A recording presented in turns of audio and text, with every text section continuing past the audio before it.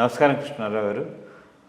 ఈ మధ్య అంటే బిజినెస్ ఎన్విరాన్మెంట్లో మనం చూసుకున్నట్టే అనేక కొత్త రకమైనటువంటి బిజినెస్లు వ్యాపారాలు అవన్నీ భారతదేశంలో పాశ్చాత్య దేశాలని అనుసరించి ఇక్కడ కూడా వచ్చాయి, బలిష్టపడ్డాయి బాగా.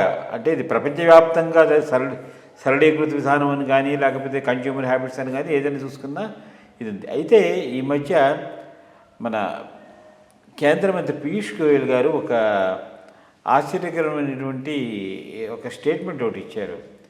ఈ నష్టాలను పూడ్చుకోవడానికే భారతదేశంలో అమెజాన్ సంస్థ పెట్టుబడులు పెడుతోంది అని.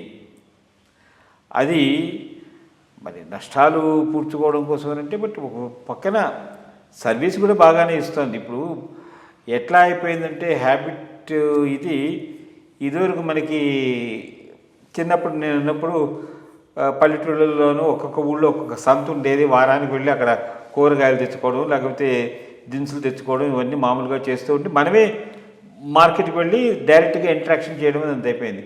ఇప్పుడు టెక్నాలజీ చేంజ్ అయిన తర్వాత ఏమైంది, వచ్చి ఫోన్లో చూడటము, ఇది కావాలి ఇది కావాలి ఇది కావాలి కొట్టుకోవడం, అవతల వాడు ఏదైనా సరే మార్నింగ్ తినే బ్రేక్ఫాస్ట్ దగ్గర నుంచి కావాల్సిన టూత్పేస్ట్ దగ్గర నుంచి సరే లంచ్ మిగిలిన ఏది కావాల్సి వచ్చినా మనకి ఈ కామర్స్ వ్యవస్థ స్ట్రెంగ్త్ అయ్యింది. అఫ్కోర్స్ చాలామంది ఇప్పుడు మనం మామూలు స్టాక్ మార్కెట్ పరిభాషలోకి చూడాలంటే మెనీ ఈ కామర్స్ కంపెనీస్ అనేది మంచి ప్రాఫిటబుల్గా ఉండడం ఇది రావడం.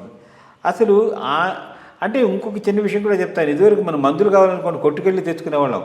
ఇప్పుడు అది కూడాను ఈ కామర్స్ ద్వారా వచ్చి ఒక విధంగా నాకైతే అడ్వాంటేజ్ అని అనిపిస్తాను. అంటే షాప్కి వెళ్తే వాడు 10% 15% కంటే ఇప్పుడు ఈ కామర్స్లో 25% దాకా డిస్కౌంట్లు వస్తున్నాయి.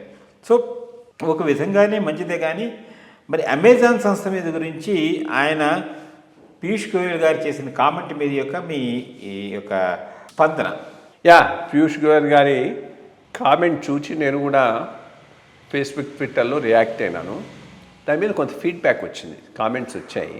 దానిని బేస్ చేసుకొని కొంత నా వ్యూ కూడా కరెక్ట్ చేసుకోవాల్సిన అవసరం ఉన్నది. నిన్న టైమ్స్ ఆఫ్ ఇండియాలో కూడా బీజాపూర్కర్ అని ఒక లేడీ ఉంది, ఈ ఇష్యూస్ మీద రాస్తుంటే చక్కని ఆర్టికల్ ఒకటి రాసింది. అది కూడా కొంత థ్రోస్ లైట్ ఆన్ దీని మీద కొంత లైట్ సరిగ్గా ఇస్తుంది. రెండు విషయాలు. ఫస్ట్ థింగ్, మల్టీనేషనల్స్ వాళ్ళ స్ట్రాటజీస్, దాని మీద ఎప్పుడు కూడా ప్రభుత్వం అప్రమత్తంగా ఉండాల్సిన అవసరం ఎంతైనా ఉన్నది. రెగ్యులేటరీ రిజిమ్ చాలా స్ట్రాంగ్గా ఉండాలి, వీటిని కంట్రోల్ చేసే పద్ధతిలో ఉండాలి.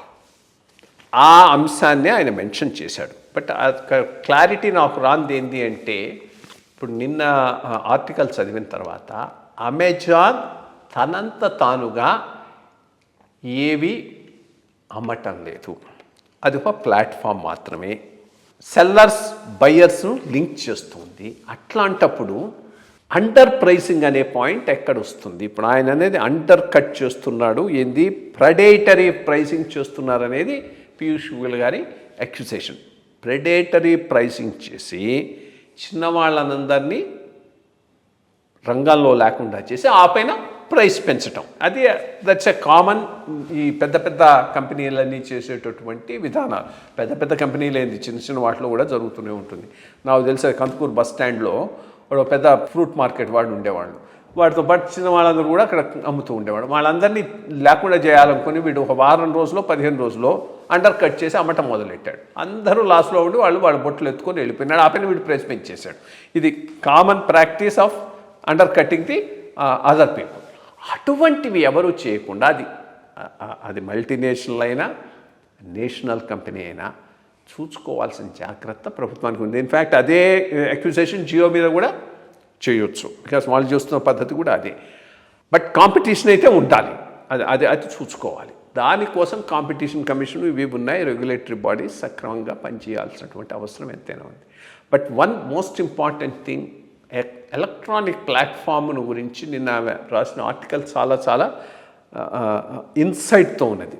ఫస్ట్ థింగ్, అంతకు ముందు ఒక ప్లాట్ఫామ్ చిన్న చిన్న సప్లయర్కు చిన్న చిన్న బయ్యర్కు కొనుక్కునేవాడికి కనెక్ట్ చేసే ప్లాట్ఫామ్ సరిగ్గా లేదు. ఇప్పుడు ఇది నేషనల్ ప్లాట్ఫామ్. ఎంత చిన్నది నువ్వు చేసినా అది అక్కడ అమ్ముకునే అవకాశం, చిన్నది కావాలనుకున్నా నువ్వు అన్నట్టు కొనుక్కునేటటువంటి అవకాశం.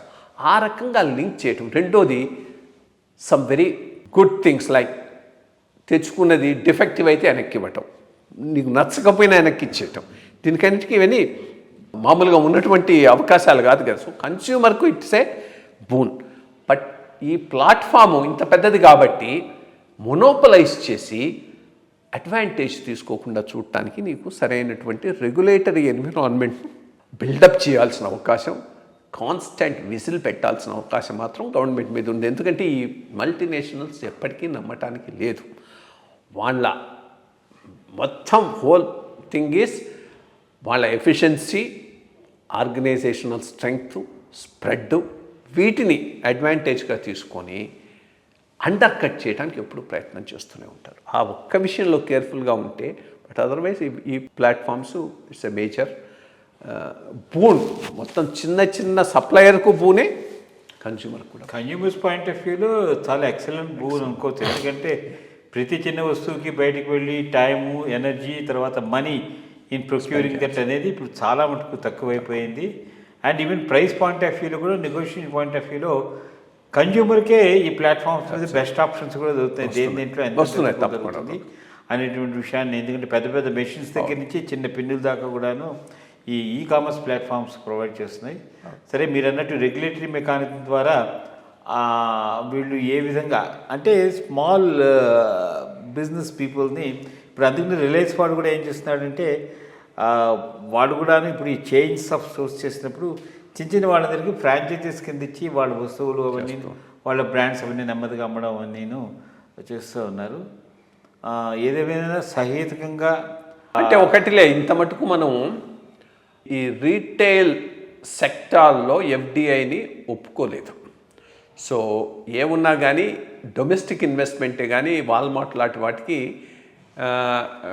I mean business to business ఉంది కానీ బిజినెస్ టు కన్స్యూమర్కి అవకాశం కానివ్వలేదు. అది మంచి పాలసీ, లెట్ ఇట్ కంటిన్యూ. చూద్దాం అంతా అల్టిమేట్ బెనిఫిట్ కన్స్యూమర్కి బెనిఫిట్ ఉండేటట్టు ఏ పాలసీ తీసుకున్నా అది మంచిగానే ఉంటుంది. నమస్కారం.